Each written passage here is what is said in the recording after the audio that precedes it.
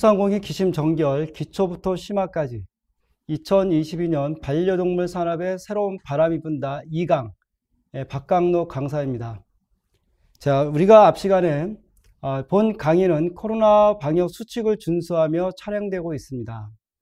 우리가 앞 시간에 반려동물 산업의 전반적인 트렌드와 특히 이제 온라인 상에서의 어떤 변화들, 트렌드들, 그 다음에 코로나19로 우리가 급발전하고 있는 이 비면대면 산업의 확장, 그 다음에 디지털라이제이션에 대해서 간략하게 이야기를 했습니다. 그리고 장소와 관련된 반려동물 산업의 이제 우리가 동향들을 좀 살펴봤고요. 상품과 관련된 반려동물 산업 내에서 이제 서비스 유형을 같이 살펴봤습니다. 자, 그런 과정을 통해서 우리 소상공인 사장님들이 또는 예비 창업자분들께서 관련된 우리가 지식을, 경험을 쌓는 것도 중요하기 때문에 관련 민간 자격증도 간략하게 목록을 소개해 드렸습니다. 자, 중요한 것은 우리가 새로운 바람이 분다는 측면에서는 우리가 말씀드린 것처럼 디지털라이제이션이라는 우리가 이커머스와 관련된 반려동물 산업에 기반한 이커머스 시장 내에서의 판매와 마케팅 또는 고객을 발굴하기 위한 나름대로의 실전적인 노력들이 아마 필요하실 거예요. 자, 그런 부분들을 우리가 잘 사업 계획서 상에 작성을 해서 관련된 진행을 이제 해야 되겠죠. 관련된 아이템도 우리가 시장 조사도 다 진행을 해야 되겠죠. 자, 그런 내용을 같이 살펴보도록 하겠습니다. 자, 뉴 노멀이라는 것은 새로운 변화가 시작되었다는 것을 이야기합니다. 우리가 과거에 2008년도 글로벌 금융위기, 그 다음에 2020년 코로나19로 지난 2년간 큰 변화가 생겼다는 것이죠. 그 변화라는 것은 우리가 앞으로 쉽게 사라지지 않는 겁니다. 자, 글로벌 경제 위기에 우리가 여러 가지 IT 기술과 관련된 컴퓨터와 관련된 소프트웨어 개발자들을 막 양성하고 하면서 우리가 이제 많은 발전이 진행이 되었고요. 코로나19와 관련해서는 우리가 지금 이렇게 우리가 온라인으로 화상을 하는 것처럼 원격 진료를 하는 것처럼 또는 온라인 쇼핑을 하는 것처럼 비면대면 산업이 급성장했다는 것이죠. 앞에서 그 대표적인 예로 우리가 이제 마켓컬리나 쿠팡을 대표적으로 예를 들었던 겁니다. 자, 그런 것들을 비춰봤을 때 우리가 오프라인상에서 진행되는 반려동물과 관련된 용품점, 애견 카페, 반려동물 유치원, 관련된 우리가 테마파크, 관련된 우리가 병원 등도 역시나 우리가 비면대면 산업으로의 서비스 확장이 가능한 부분들은 가능하게끔 해야 가는 것들이 중요하다는 겁니다. 그것을 두 가지 관점에서 볼 수 있다고 보는데요. 첫 번째는 온라인상에서 고객들이 나를 발견하고 내 매장, 내 사업을 발견하고 구매를 할 수 있는 공간이 필요하겠죠. 그것을 쇼핑몰이나 스토어가 될 겁니다. 커머스가 가능해야 한다는 얘기죠. 거래가.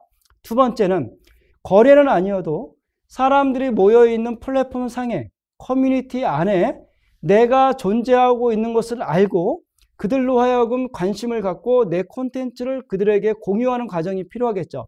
플랫폼 상에서 내 프로필, 채널을 구축해 나가야 한다는 겁니다. 이 두 가지가 오프라인과 이어서 온라인 상에서 해 나가야 할 중요한 겁니다. 왜 그러냐? 앞서 말씀드린 것처럼 뉴 노멀, 비면대면 산업이 급성장하고 모든 것들이 아날로그에서 디지털화. 우리가 이제 지금은 우리가 소상공인 사장님들과 같이 사업에 대한 이야기를 하고 있지만 조직을 가지고 있는 기업도 마찬가지입니다. 중소기업, 우리가 중견, 대기업도 마찬가지고요. 조직을 가지고 있어도 조직 내에서 업무가 진행되잖아요.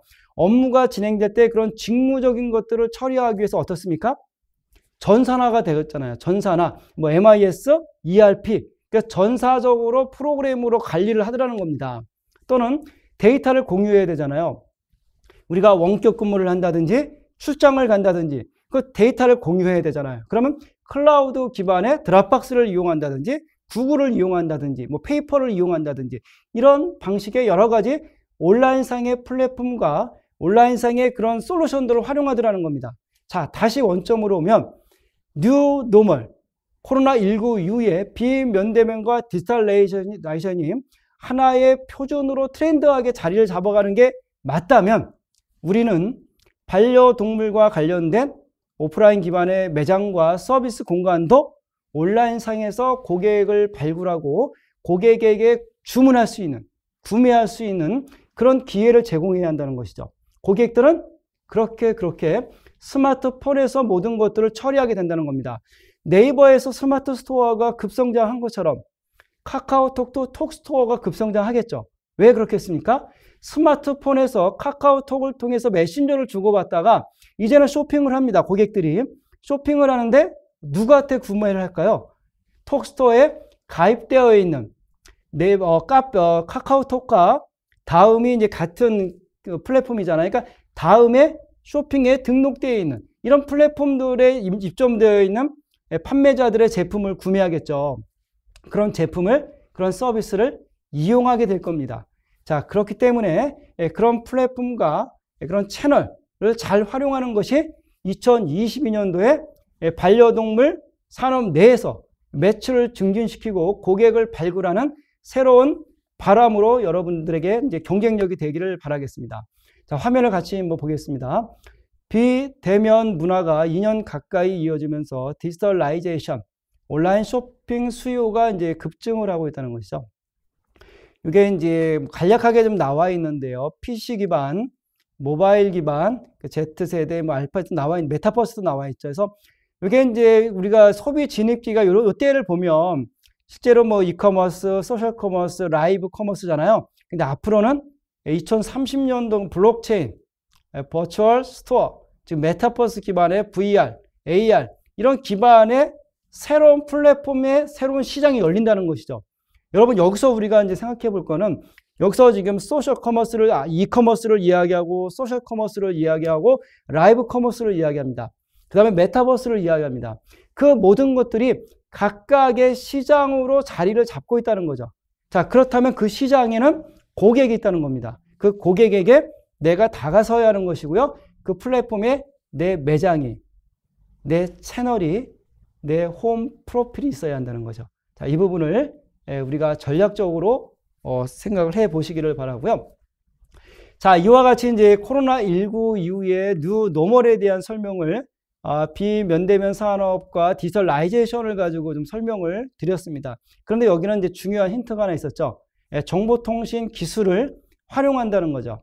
그리고 플랫폼, 인공지능, 빅데이터, 고객 맞춤 서비스 이런 것들이 새벽 배송이나 여러 가지 고객들에 대한 오프라인 상에서의 서비스와 융합이 되면서 실제로 내 기업이, 내 매장이 경쟁력을 갖추고 고객들로 하여금 차별화된 브랜드와 브랜딩과 고객들이 원하는 서비스를 제공할 수 있다는 거죠. 고객의 충성도가 높아질 겁니다. 자, 그런데 우리가 소상공인 우리 이제 사장님들이 반려동물과 관련된 것을 하면서 지금 우리가 인공지능, 빅데이터 이런 걸 얘기하면 와닿지는 않아요. 하지만 관련된 산업 내 기술과 관련되어서 나타나고 있는 서비스들, 그런 기술들, 솔루션들이 있다면 관심 갖고 그런 것들을 적용하고 도입하고 활용해 보는 것들에 대해서 우리가 좀 안목을 갖고 준비를 할 필요가 있더라는 겁니다. 자, 디지털라이제이션을 지금 5가지로 이제 이야기를 합니다. 예를 든 거지만 5가지 기술 A, B, C, D, I로 이야기하는데요. 인공지능, 블록체인, 클라우드, 빅데이터, 그 다음에 사물 인터넷이에요. 이것 말고도 많죠. 3D 프린터도 있고 자율자동차도 있고 많습니다. 하지만 이 5가지 정도는 우리가 기본적으로 생각하면서 이 기술들이 활용돼서 새롭게 나타나는 솔루션, 서비스, 새로운 플랫폼, 새로운 시장이 있다면 내가 그 시장 내에서 선점할 수 있는, 시장은 고객들이 머무르는 곳이니까 그 시장에 내가 내 매장을 사이버상의 채널, 플랫폼, 프로필을 만들어서 선점해 나갈 수 있는 마케팅 전략을 가져가는 것도 창업의 관점에서 우리 기업의 매출을 증진시키는 관점에서는 매우 중요하다는 겁니다. 자, 그런 관점에서 한번 우리가 좀 넓게 한번 화면을 보면서 반려동물 용품, 온 오프라인 융합, 이커머스 창업과 SNS 채널, 마케팅이라는 주제로 한번 설명을 드려보겠습니다. 자, 전제는 이런 겁니다. 많은 분들이, 정말 많은 분들이, 대다수의 국민들이 이제는 밤낮 가리지 않고요. 출퇴근 시간, 근무 시간 가리지 않고요. 스마트폰에서 뭔가를 검색을, 정보를 검색을 하는 거죠. 정보를 검색을 합니다. 내가 원하는, 내가 찾고 있는 정보를 검색을 합니다. 또는 내가 이제 시간을 보내기 위해서 뭐 엔터테인먼트든 뭔가를 봐요. 그러면서 우연히 추가되는 광고나 추천글들을 봐요. 또는 내가 찾고 있는 제품이 있어서 그 제품을 구매하려는 목적을 가지고 제품에 대한 특성들을 비교 검색을 해나가기 시작합니다. 스마트폰으로 한다는 거죠.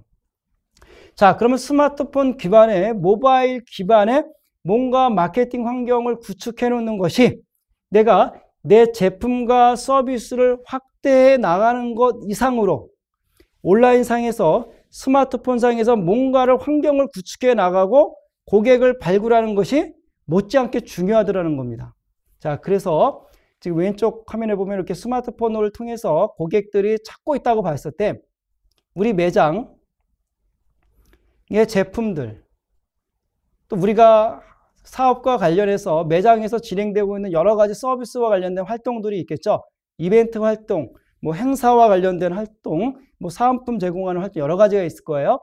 자, 이런 것들에 대한 홈 채널이 있는 겁니다. 그럼 내 매장이 ABC야. 브랜드가, 상표가 ABC야. 예를 들면 그럼 ABC라는 매장은 어떤 제품들을 가지고 있고 어떤 활동을 해왔는지, 그동안 업력이 있다면 쭉 히스토리가 있겠죠. 또 앞으로 해 나갈 것들이 있겠죠. 또 그런 비전을 가지고 있겠죠. 자, 이런 것들에 대한 이제 프로필을 잘 정리를 하는 겁니다. 홈 프로필, 소개를 잘 한다는 얘기를 하는 거죠. 자, 두 번째는 그것만 가지고는 과거에 우리가 기업에서 20년 전에, 뭐 오랜 10년 전에는 홈페이지를 많이 운영했다라는 거예요. 홈페이지에는 회사 소개, 제품 소개, 뭐 간단한 게시판 정도만 들어가 있잖아요. 근데 지금은 시대가 그런 시대가 아니더라는 겁니다. 홈페이지 정도에 머물러서는 안 돼요라는 거죠. 왜냐하면 고객들은 스마트폰을 이용해서 굉장히 커뮤니케이션이 빨라지고 있는 거예요. MZ세대라고 하지 않습니까? 밀레니얼 세대. MZ세대는 혼연일체가 아니라 포년일체, 스마트폰과 일체되어서 일상적인 것들, 업무와 관련된 것들, 본인의 취미와 관련된 것들, 정보와 관련된 것들, 모든 것들을 망라해서 포년일체가 된 생활을 하더라는 겁니다. 그렇다 보니까 기업이, 내 매장이 내 제품을 있는 그대로만 표현하는 것 갖고는 부족한 거예요. 그래서 관련된 유관 콘텐츠를 디지털화 시켜서 디지털 콘텐츠를 생성하고 그것을 우리가 공유하고 퍼블리싱, 노출하고 이런 과정들을 통해서 나를 계속 어필해 나가는 과정이 필요하더라는 겁니다.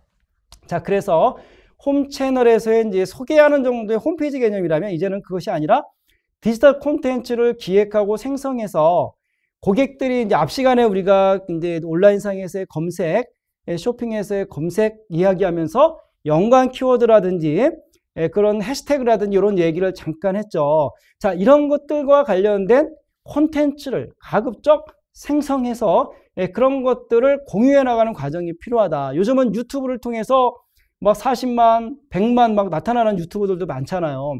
그런 분들의 특징이 뭡니까? 자기가 가지고 있는 매장, 제품, 외적인 고객들이 원하는 정보와 콘텐츠를 생성해서 공유하더라는 겁니다. 인간적으로. 그렇죠? 진솔하게. 자, 이런 부분들이 이제는 하나의 트렌드화가 되고 있다. 그것이 과거에는 하면 하는 거고 안 하면 안 하는 거였지만 앞으로는 점점 그런 것들에 익숙해져야 한다 하는 것이 시대의 하나의 큰 변화 중에 하나인 것 같습니다. 자, 그래서 이제 콘텐츠와 관련해서 정보, 재미, 여러 가지 경험을 전달할 수 있는 그런 콘텐츠를 이제 공유해 나가는 게 중요하다는 거고요.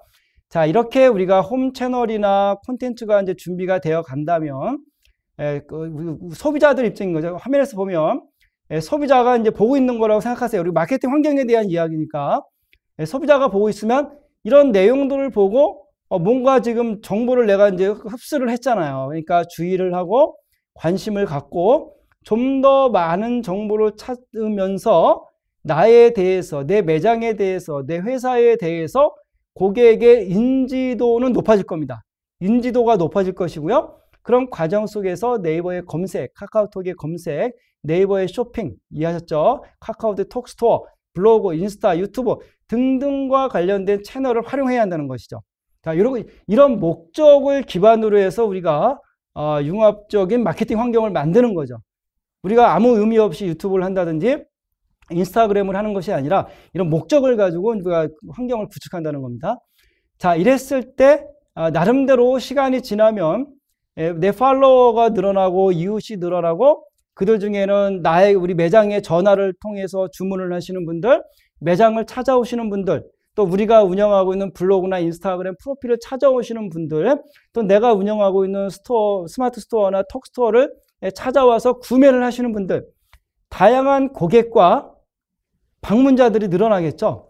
이런 데이터를 기반으로 내 고객은 30, 40대의 여성들이고 모바일에서 주로 주문을 많이 하네 라는 만약에 데이터가 우리가 추출이 되었다면, 데이터가 하나의 정보로 만들어졌다면 우리는 그 정보를 활용해서 좀 더 많은 적극적인 광고나 홍보나 이런 마케팅을 전개해 나가는 것이 또다시 이제 매출과 관련된 매출을 끌어올리는 선순환 과정이 되겠죠. 이런 전략을 통해서 광고도 하는 겁니다. 광고를 막 하는 것이 아니라 이런 목적과 데이터를 기반으로 서서히 선순환 구조를 만드는 과정이 중요하겠죠. 자, 그 다음에 그 과정을 통해서 우리는 고객이 이제 확보가 될 겁니다. 새롭게 발굴된 신규 고객이 있을 거고요. 또다시 그 신규 고객이 재구매가 일어나면서 발생하는 이제 재구매 고객이 있겠죠.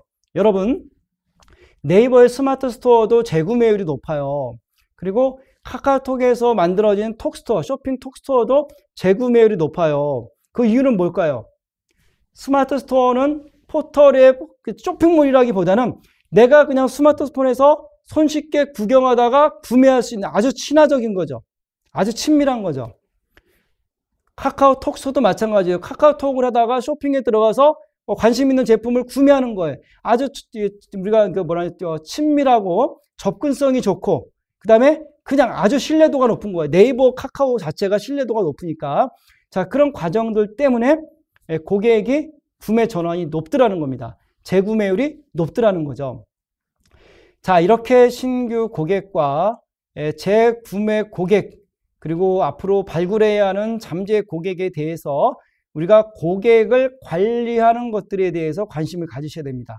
그리고 그들을 대상으로 해서 재구매, 리마케팅에 대해서 관심을 가지셔야 한다는 것이죠.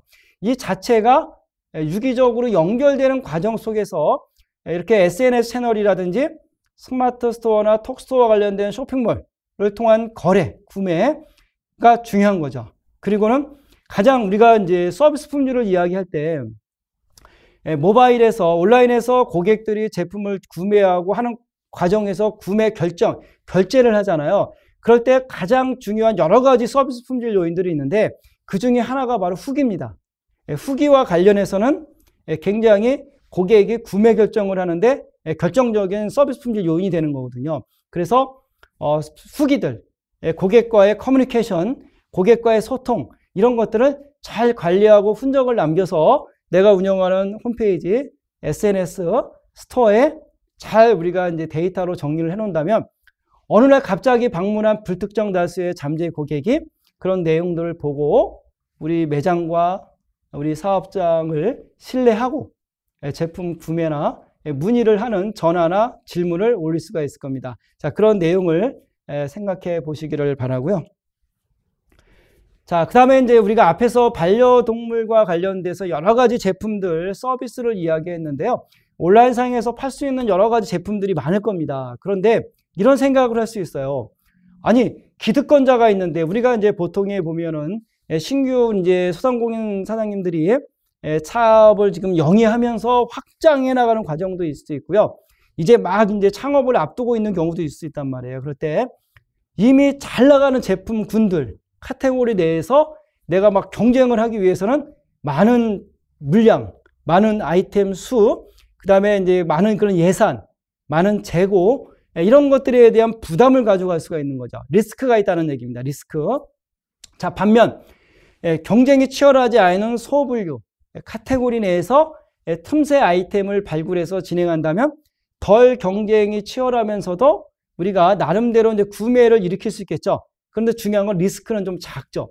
자, 그러면 내가 당장 창업을 해가지고 오늘 당장 뭐 성공하는 기업이 되기를 이렇게 꿈꾸는 것이 아니라면 서서히 내가 자리를 잡아가면서 우상향하는 강소기업으로서 소상공인으로 성장하기를 원한다면 처음에는 조금 더 틈새 시장에 경쟁력 있는 아이템을 발굴해서 요거를 롱테일 법칙이라고 합니다. 틈새 시장의 작은 시장에서의 아이템을 발굴해서 점차 경쟁력을 키워가는 거죠. 그렇게 경쟁력이 키워가다 보면 결국에는 큰 시장에서 주류 아이템에 대해서도 내가 런칭을 할 수 있는 기회를 포착하겠죠. 이게 이제 파레토 법칙이 되는 거죠. 20대 80 법칙. 그래서 롱테일의 법칙과 파레토 법칙을 균형 있게 해 나가면서 아이템을 선정하고 시장을 조사하고 관련된 창업에 노크를 해 나가는 것도 초기 단계의 사업 계획서를 작성할 때 좀 관심을 갖고 정리를 해 놓을 필요가 있을 것 같습니다. 자, 지금 우리가 이제 반려동물과 아이템 발굴하는 부분을 조금 이제 같이 살펴볼 거고요. 또 시장 조사하는 부분을 조금 살펴볼 거고요.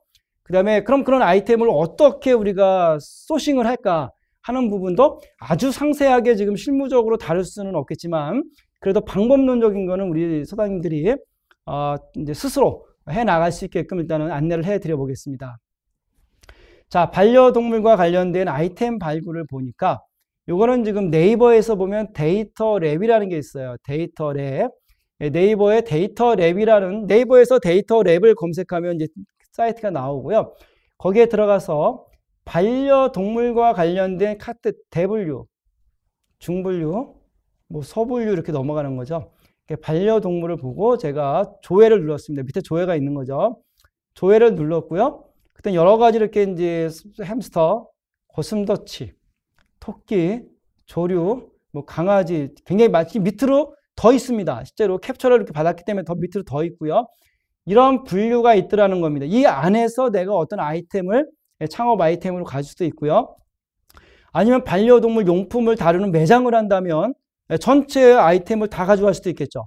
하지만 내가 그 매장을 개설하는 게 아니라 온라인상에서 스토어를 열어봐야지 라고 한다면 굳이 수백, 수천 개를 가져갈 필요가 없겠죠. 적게는 수십 개 또는 뭐 10개 미만으로 시작을 해볼 수도 있는 거죠. 롱테일의 법칙을 통해서 작게 시작해 볼 수 있다는 거죠.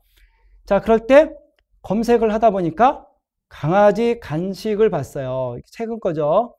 강아지 간식을 보니까 간식, 케이크, 수제 간식 등등이 있어. 그래, 좋았어. 강아지 간식 중에서 수제 간식을 가지고 내가 한번 창업의 문을 한번 두들겨 봐야지, 기회를 포착해 봐야지 라고 할 수 있겠죠. 만약에 내가 이제 반려인이라면 또는 앞에서 설명드린 거죠. 반려와 관련된 자격증을 따서 관련된 산업이나 이런 지식을 좀 쌓았다면, 그리고 이런 제품들, 수제 간식을 만들 수 있다면, 또는 수제 간식을 만드는 곳을 내가 유통을 공급받을 수 있다면 나도 온라인상의 스토어를 만들어서 판매나 홍보 활동을 할 수 있겠죠. 여러분이 가볍게 처음에 시작을 한다는 얘기예요. 작게 시작을 한다는 얘기예요. 자, 여러 가지가 있는데 그중에 강아지 수제 간식을 한번 관심을 가져보는 겁니다. 여기서 지금 어떤 것을 한다라는 것을 아이템을 결정하는 게 아니라 관심을 가져보면서 그 카테고리를 내가 조사해 나가겠죠. 우리 사장님들이 이렇게 신규 아이템을 확산해 나가면서 제품 라인업을 확대해 나가면 되는 거고요. 처음에 창업을 입문한다면 이렇게 하나의 카테고리를 찾아보면서 창업 아이템을 첫 단추를 찾을 수가 있다는 거죠. 자, 이어서 강아지 수제 간식으로 이제 네이버 쇼핑에 와서 조사를 해봤습니다. 자, 쇼핑에 조사를 해보니까 역시나 굉장히 많은 노견, 강아지 수제 간식도 좋은데 또 하나는 노견 간식도 중요하구나. 우리가 우리 인간도 마찬가지로 청년 시설이 있고 중년, 노년이 있지 않습니까? 노년이 되면 치아라든지 건강 상태가 조금 이렇게 노화가 되기 때문에 나름대로의 건강식, 먹기 편리한 이런 음식들에 대한 수요가 발생할 수밖에 없겠죠. 자, 반려동물도 역시나 그렇더라는 거죠. 여러분, 이거는 제가 이야기하는 게 아니라 우리 소상공인 여러분들이 그냥 생각하는 게 아니라 검색창에서 보니까 강아지 수제 간식을 검색했더니 녹용 간식이 있더라는 거예요. 좀 그런 것들에 대한 수요가 있더라는 거죠. 우리의 생각은 아니라 전반적인 반려인들이 검색하고 찾고 있는 정보와 제품에 대한 수요가 지금 나타나는 거잖아요. 강아지 매트 등등등 연관 키워드가 있다는 걸 쭉 살펴보시면 되는 거고요. 자, 이 상태에서 실제로 보니까 아래처럼 이렇게 제품들이 상당히 많이 지금 이렇게 눈으로 이렇게 보는 겁니다. 어차피 우리는 지금 반려동물 산업 내에서 관련된 제품과 용품 그리고 확장된 서비스를 가지고 우리가 창업이나 마케팅을 염두에 두고 있다고 봤을 때 그 산업 내에서 내 사업을 더 키워나가려는 관점에서 봤을 때는 남들은 어떻게 하고 있는지를 계속 보면서 벤치마킹을 일단 처음에는 해 나가는 과정이 중요하겠죠. 이렇게 수제 간식도 살아있다. 시장이 지금 살아있다 하는 것 정도는 확실히 알 수가 있는 겁니다. 자, 조금 더 살펴보는 겁니다. 그리고는 하나를 들어와 봤더니 강아지 수제 간식해서 가격대가 나와 2021년 9월 달에 등록했는데 지금 이렇게 판매가 됐죠. 이렇게 예를 든 겁니다. 캡처 임의의 지금 판매죠. 자, 면역력을 강화시키는 녹연 영양 간식이 있는 거예요. 이것도 마찬가지로 작년 8월에 지금 오픈을 해서 10,000건 이상의 지금 리뷰가 달렸죠. 강아지 용품은 어마어마하게 많은데 우리가 이제 뭐 사료부터 간식부터 가방부터 패션부터 그쵸?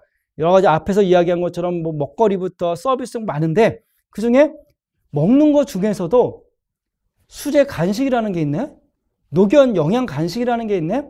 자, 이런 것들은 우리가 관심을 갖고 모니터링하고 분석하지 않으면 쉽게 떠올릴 수가 없어요. 왜냐하면 잘 안 떠올라요. 그렇기 때문에 소분류가 되는 거고 그렇기 때문에 이런 시장을 진입하는 것이 어쩌면 롱테일의 법칙이 나온 것처럼 조금 더 내가 리스크를 줄이면서 시작할 수 있는 전략적인 선택이 될 수 있다는 거죠. 자, 그래서 이렇게 좀 살펴봤고 실제로 수요가 있네.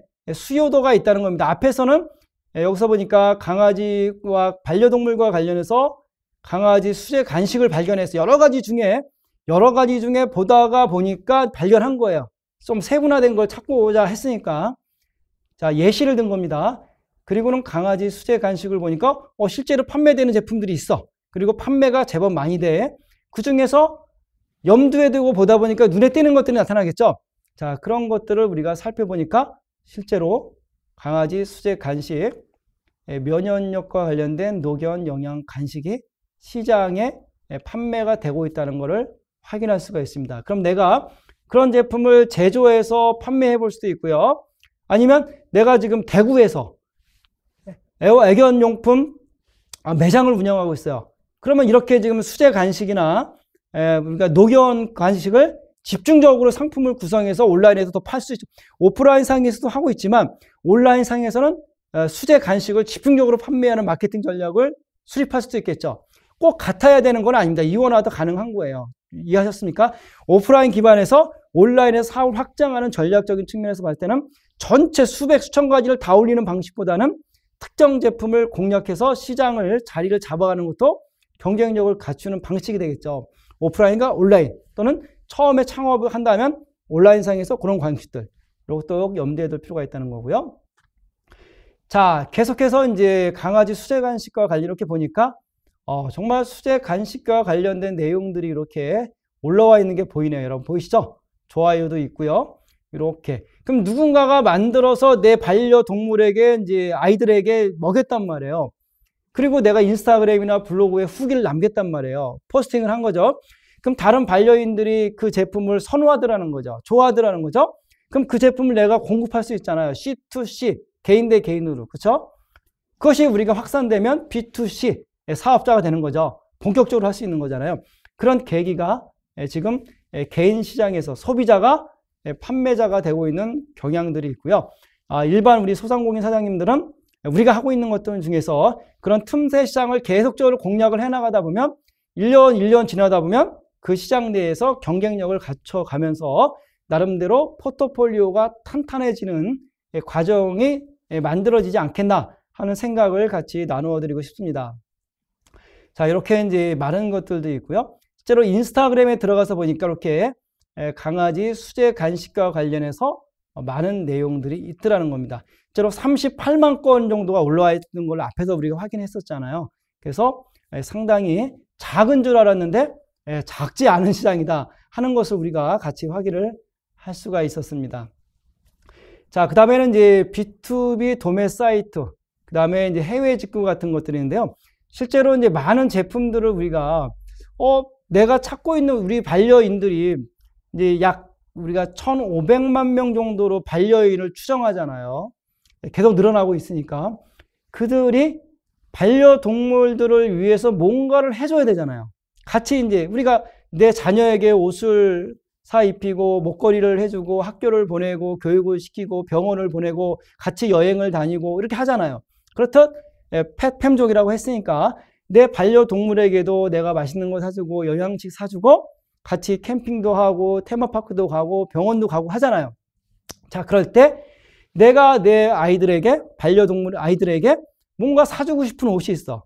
사주고 싶은 가방이 있어. 이럴 수 있다는 겁니다. 그럴 때는 그 브랜드나 이런 제품들이 국내에 없을 때는 해외에서 직접 구매도 하더라는 거예요. 자, 그런 과정들이 있는 거고요. 거꾸로 이야기하면 그런 과정을 통해서 경쟁력을 갖다 보니까 거꾸로 구매 대행을 해줄 수도 있고요. 또는 도매 사이트에서 물건을 우리가 사입을 통해서 직접 내가 판매를 해볼 수도 있고, 자, 이런 것들이 앞으로는 소비자가 생산자가 되고 판매자가 되는 과정이 굉장히 빈번하게 영역이 없어지는 그런 시장이 열릴 것 같습니다. 더욱이 우리가 이제 뭐 메타버스 얘기하고 이런 과정을 보면 그 메타버스라는 것들이 이제 사이버상에서의 공간이잖아요. 거기에 매장도 있고 많은 서비스와 제품들이 또 다 등록이 되겠죠. 그럼 거기서 구매가 가능하겠죠. 어떤 머니를 통해서요. 자, 화면에서 보니까 이제 강아지 용품을 실제로 이제 고객들이 올린 거죠.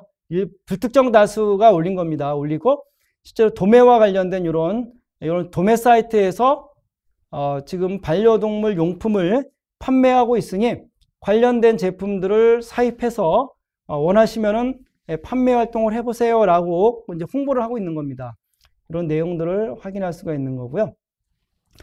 그리고 또 국내에서는 뭐 이제 오너클랜이라든지 도매국이라든지 이런 도매 사이트가 있어서 뭐 반려동물 용품뿐만 아니라 생활용품 전방위적으로 많은 도매 제품들이 올라와 있죠. 그래서 불특정 다수는 반려용품을 검색했더니 한 6,000건 정도가 검색이 됐고 여러 가지 제품들을 도매가로 이제 공급을 하고 있는 겁니다. 그래서 내가 정말 이제 틈새 아이템을 찾았다면 그 아이템들을 내가 이제 좀 확장해서 팔아 이런 거예요. 내가 반려동물과 관련돼서 병원을 운영하고 있어요. 그럼 병원을 운영하면서 서비스를 하고 있잖아요. 그런데 우리 직원 중에 한 분이 원장님, 우리 병원도 하지만 아이들에게 좋은 건강식이나 헬스와 관련된 용품들, 먹거리들을 온라인을 팔아보는 건 어떨까요? 라고 하면 병원에서 반려동물들 건강이나 헬스, 그럼 병원 치료와 관련된 용품들이 있다면 그런 것들을 온라인에서 판매할 수가 있겠죠. 이렇게 서비스를 융합을 시켜나가는 것들이 어쩌면 사업을 확장해 나가는 과정이 되는 거고 나중에는 병원과 이커머스를 같이 해 나갈 수가 있겠죠. 예를 드는 거죠. 자, 그러니까 굉장히 우리가 자유롭게 우리가 반려동물 관련된 산업이 다양화, 대형화, 고급화되는 것처럼 우리 사장님들이 하고 있는 사업을 나는 매장이야, 나는 카페야, 나는 유치원이야 이렇게 한정 짓지 말고 그걸 통해서 좀 더 확산해 나갈 수 있는 사업의 영역을 확대해 나가는 것도 중요한 것 같습니다. 최근에 우리가 리브랜딩이라고 하는 이미지 메이킹 중에서 리브랜딩이라고 하는데요. 기아 자동차가 기아차잖아요. 기아차가 기아로 사명을 바꿨잖아요. 기아차 그러면 차 전문 기업이잖아요. 기아 그러면 차도 하고 다른 것도 할 수 있다는 거예요. 어떤 사업의 기회가 열려 있다는 겁니다. 만약에 던킨 도너츠예요. 그럼 던킨 도너츠면 던킨 도너츠 전문 기업이잖아요. 도너츠를 뺐어요. 던킨. 그럼 도너츠도 하고 다른 것도 할 수 있다는 거잖아요. 자, 그렇듯 업종과 업태를 내가 카페나 병원이나 매장이라고 해서 꼭 거기에 한정 짓기보다는 변화하는 시장의 트렌드, 플랫폼 이런 기술을 활용해서 새롭게 나타나는 시장을 내가 활용하는 것도 사업 전략적인 측면에서는 중요한 하나의 관점이 될 것 같습니다. 자, 또 앞에서 보면은 이제 이런 제품들을 뭐 국내에서도 여러 가지 이제 사입하는 방식이겠죠. 반려동물 도매 사이트, 오프라인 도매 사이트, 또는 온라인 도매 사이트, 아니면 관련된 이제 공장도 있을 수 있고요. 아니면 그런 것들을 전문적으로 유통하는 총판을 내가 뭐 알게 돼가지고 할 수도 있는 거고요. 자, 두 번째는 해외에서 직접 제품을 제가 사입해서 파는 방식도 있습니다. 앞에 화면에서 보는 거는 타오바오인데요. 오른쪽은 타오바오고요. 여기서 이제 다 중국어니까 실제로 제품 가격이 매우 저렴하죠. 이 저렴한 가격에 사입을 해서 실제로 우리가 스마트 스토어나 톡 스토어에서 좀 중가에 이제 팔 수가 있는 거죠. 그럼 가격적인 판매 수익이 생기겠죠. 자, 그럴 때 뭐 여기서 이제 직접 가입하고 하는 것들을 알려드릴 수는 없지만 저는 이제 다 해봤으니까 타오바오나 우리가 이렇게 지금 알리바바나 뭐 1688이나 이런 사이트에 회원 가입하는 거는 어렵지는 않습니다. 회원 가입을 하는데 지금은 타오바오로 이야기를 하는 거고요. 타오바오 회원 가입을 하고 번역을 중국어잖아요. 그래서 파파고라는 번역, 네이버에서 파파고를 검색하면 바로 이렇게 뜹니다. 네이버에서 강아지 수제 간식을 한국어로 쓰면 오른쪽에 중국어 간자체가 나와요. 이걸 복사해서 이렇게 지금 여기 지금 타오바오거든요. 타오바오에 검색에 쓴 겁니다. 그러니까 결과가 오른쪽에 나온 겁니다. 이렇게. 그럼 이 제품 중에 야, 이거 16위안짜리를 내가 띄어다가 국내에 유통하면 얼마 정도의 가격 차이가 나겠다. 마진율이 나오겠다. 하는 것이 충분히 검증된다면 사입을 해서 국내에서 팔아볼 수가 있겠죠. 자, 이렇게 판매하는 판매자들이 굉장히 많습니다. 여러분, 제가 이렇게 지금 오늘 반려동물 산업을 기반으로 해서 새로운 바람이라는 트렌드를 디지털라이제이션과 트렌드와 플랫폼과 우리가 해야 할 것들에 대한 이야기를 하면서 이렇게 설명드리는 거는 이미 이렇게 시장에서 활동하고 있는 판매자들이 많이 있습니다. 우리 사장님들도 우리가 이제 오프라인과 온라인, 그 다음에 매장과 사이버상에서의 스토어, 이런 것들을 우리가 유기적으로, 탄력적으로 활용해 보기를 원하는 마음에서 이렇게 예제를 지금 들어드리는 거고요. 자, 그 다음에 이제 좀 구체적으로 지금부터는 스마트 스토어, 네이버, 우리나라에서는 소상공인 사장님들이 가장 많이 이용하고 있는 플랫폼은 스마트 스토어예요. 네이버의 스마트 스토어. 그리고 제가 이제 강조해드린 카카오의 카카오톡 스토어 정도가 될 것 같고요. 그 다음에 많은 이제 SNS 플랫폼이나 라이브 커머스 플랫폼, 이런 것들을 활용하고 있어요. 그리고 네이버에서의 스마트 스토어나 카카오톡에서의 톡 스토어는 모두 이제 가입 자체는 당연히 무료죠. 그리고 기본적으로는 사업자 등록증을 가지고 있는 상태에서 회원 가입을 당연히 해야 되는 거고요. 우리 소상공인 사장님들은 다 사업자가 있다라는 가정하에서 그렇게 말씀을 드리겠습니다. 자, 그래서 이제 이것도 마찬가지로 간략하게 지금 가입하는 거를 뭐 실무적으로 안내하는 교육 시간은 아니고요. 절차와 나름대로 팀만 잘 설명드릴 테니까 직접 하는 데는 전혀 어려움이 없으실 거예요. 내가 사업자가 있다 그러면 통신 판매업증을 이제 납니다. 세무서에 가서 사업자 등록증을 하고요. 그 다음에 관할 시청이나 구청 지역경제과에 가면 통신 판매업증을 낼 수가 있어요. 이 두 개가 있으면 네이버 스마트 스토어나 카카오톡 스토어에 판매자로 회원 가입이 가능해요. 그리고 판매자로 회원 가입하는 사이트가 별도 있어요. 그 사이트가 화면에서 보는 겁니다. 네이버에서 스마트 스토어 판매자 센터를 검색하면 이렇게 사이트가 떠요. 여기서 가입하시게 하면 돼요. 그래서 관련된 서류 보내고 인증되면 그 다음부터는 판매 활동을 할 수 있습니다. G마켓 쿠팡에서 판매하는 것처럼 네이버 스마트 스토어나 카카오 톡 스토어에서 판매할 수 있어요. 여러분 꼭 도전해 보시기를 바라고요. 자, 그 다음에 이제 이렇게 지금 하는 이유는 네이버에서 진행하는 거는 네이버 쇼핑 안에서의 내 스마트 스토어에 상품이 노출되기 때문에 좀 강조를 해드리는 거고요. 카카오톡에서 내가 등록한 상품이 카카오톡 쇼핑에 노출이 되는 것을 우리는 노려야 되기 때문에 그런 노출을 우리는 만들어내야 되기 때문에 강조를 드리는 것이죠. 네이버와 카카오톡은 대한민국 국민이 누구나 사용하고 있다라는 가정하에서 보면 굉장히 매력적인 시장이고 고객들이 네이버나 카카오에 대한 신뢰도와 접근성이 매우 좋기 때문에 판매자 입장에서는 무조건 스토어를 만들어서 개설해서 전개하는 것이 유리하다. 이렇게 생각을 해 나갈 수가 있습니다. 뭐 관련된 수수료는 이렇게 뭐 2% 네이버 쇼핑 연동 수수료, 그 다음에 이제 페이 있죠. 뭐 핸드폰 결제, 신용카드 결제, 무통장 입금할 때마다 조금씩 다르긴 한데 그런 내용들이 있고요. 자, 그 다음에 이제 네이버 쇼핑이 있습니다. 쇼핑과 관련된 내용들이 지금 나와 있는 거고요.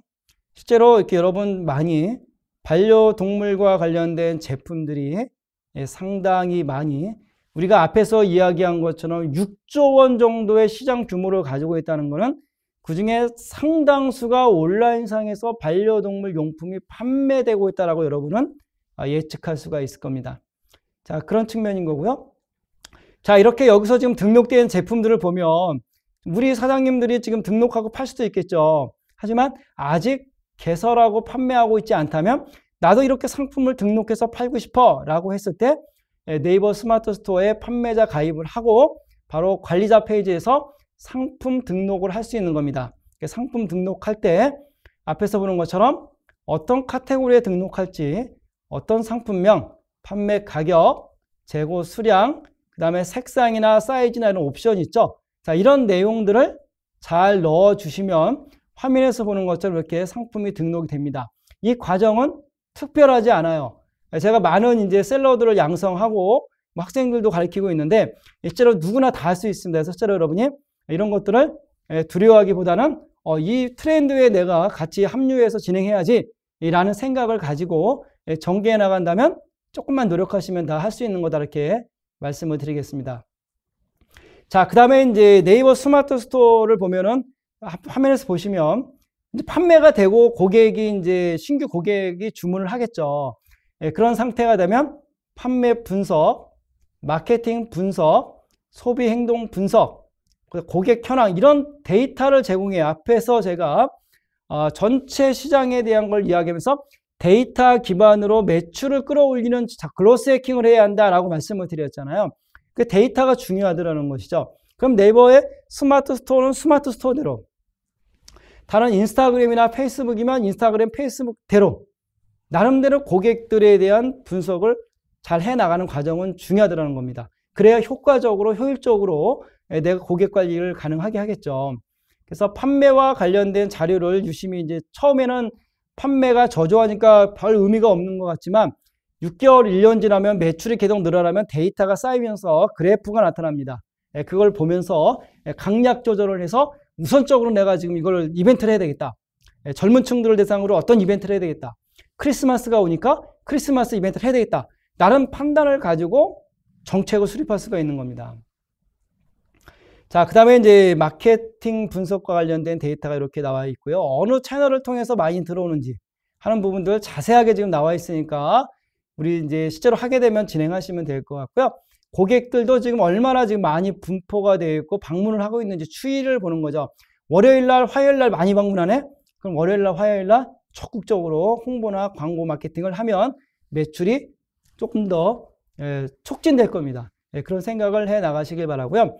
자, 카카오톡 스토어도 마찬가지로 네이버에서 스마트 스토어를 말씀드린 것처럼 같은 맥락이에요. 간략하게 그냥 설명드리고 넘어가도록 할게요. 자, 중요한 거는 카카오톡 스토어도 판매자 관리 사이트가 있어 거기서 회원 가입하는 겁니다. 그래서 네이버에서 톡 스토어 판매자 센터를 검색하시면 이런 화면이 나와요. 그러면 사업자 등록증과 통시판매업증, 그 밖에 이제 인증하는 자료가 있겠죠. 그걸 준비해서 회원 가입을 하고 판매자로 가입을 하게 되면 결과적으로 상품을 판매할 수가 있고요. 관련된 수수료가 있습니다. 수수료는 카카오톡하고 지금 이제 네이버 스마트 스토어는 저렴한 편이에요. 약 한 5에서 6% 정도 나오거든요. 그렇게 상식적으로 보시면 되고요. 뭐 지마켓이나 소셜커머스 같은 경우가 한 10% 정도 내외. 그러니까 약간 조금 더 저렴한 폭이라고 보시면 될 것 같고요. 자, 공격적으로 할 때는 이제 뭐 오픈마켓, 소셜커머스 다 해야 되겠죠. 하지만 가장 지금 시장 트렌드로 봤을 때는 스마트폰 기반으로 접근성이나 이제 친밀도가 높은, 브랜드가 강한, 충성도가 높은 곳에서 먼저 시작하는 것도 하나의 전략적인 측면에서 중요하기 때문에 이렇게 강조해서 조금 말씀을 우선적으로 드리는 것 뿐입니다. 자, 그 시작 보니까 반려동물 용품과 관련해서 카카오톡에 쇼핑하기에 가보니까 제품들은 이제 판매, 이건 지금 메인 화면입니다. 이 검색 돋보기 보이시죠? 돋보기에서 반려동물을 검색하면 관련된 제품이 당연히 나올 겁니다. 자, 이렇게 반려동물과 관련해서 이제 톡스토어에서 진행하는 것들이 있는데요. 요거는 이제 우리가 나중에 뭐 G마켓, 쿠팡, 네이버 스마트 스토어, 톡스토어 이런 것들을 공격적으로 적극적으로 마케팅을 해야지라고 했을 때는 나름대로 그것을 진행하는 기획전, 그 다음에 광고 이런 것들을 활용해서 적극적으로 해 나가는 것도 중요합니다. 그리고 무엇보다 중요한 것은 재구매율을 높이기 위한 판촉과 고객들에 대한 혜택을 적절하게 경쟁력 있게 제공해주는 그런 과정을 해 나가시기를 바라겠습니다. 자, 이렇게 해서 우리가 전반적인 이제 반려동물과 관련된 산업에서의 트렌드, 그리고 그 안에서의 장소와 관련된 여러 가지 서비스 유형들, 그 다음에 제조, 제품, 용품과 관련된 유형들, 특히 오프라인 상에서 온라인으로 가는 뉴 노멀, 디지털라이제이션의 트렌드상 2022년도는 이미 2021년도에 확장됐죠. 지난 2년간 급성장했으니까요. 더욱이 2022년도에는 우리가 꼭 노려봐야 되는 시장으로 좀 봤으면 좋겠고요. 그 가운데에 스마트 스토어하고 톡 스토어까지 조금 더 강조해서 말씀을 드렸습니다. 이 모든 것들은 반려동물 용품 산업이 6조 원 정도의 시장으로 성장하고 있고 1,500만 명 정도 되는 반려인 시장이 뒷받침하기 때문에 시장이 굉장히 성장하고 있다 하는 전제에서 이제 말씀을 드리는 거고요. 그 다음에 그럼 이런 것들 말고 스마트한 조금 뭐 그 정보통신을 기반으로 하는 이런 가전제품들, 뭐 전자제품들, 이런 것들만을 또 전문적으로 다룰 수 있겠죠. 자, 그럴 때는 그런 제품만을 다루는 매장이나 스토어를 개설해서 놓고 하는 것도 저는 나름대로의 차별적인 경쟁력이 있다고 봅니다. 자, 화면에서 이제 보면 급성장하는 반려시장의 이제 가전제품들 해서 청정기, 로봇 청소기, 그러니까 우리 이제 반려인들을 위해서 이런 것들을 뭐 매트도 그렇고 정말 정성을 다하는 거죠. 그렇죠? 내 아이처럼 그런 것들이고요. 첨단 ICT 기술을 결합한 펫테크가 이제 주목받고 있다 이렇게 우리가 이야기할 수 있습니다. 자, 이렇게 해서 이제 반려동물 산업과 관련된 2022년 새로운 바람이 분다에 대한 뉴 노멀, 디지털라이제이션과 관련돼서 우리 소상공인 사장님들이 조금 더 사업을 확장해 볼 수 있게끔 창업을 준비하는 예비 창업자라면 그 시장에서 틈새 아이템과 시장을 보는 마케팅적인 관점과 전략을 같이 나눠봤습니다. 조금 도움이 되었기를 바라고요. 자, 이렇게 강의를 마무리하도록 하겠습니다. 궁금사항은 Q&A를 남겨주시면 추가적인 답변은 온라인으로 드리도록 하겠습니다. 네, 모두 화이팅! 수고하셨습니다.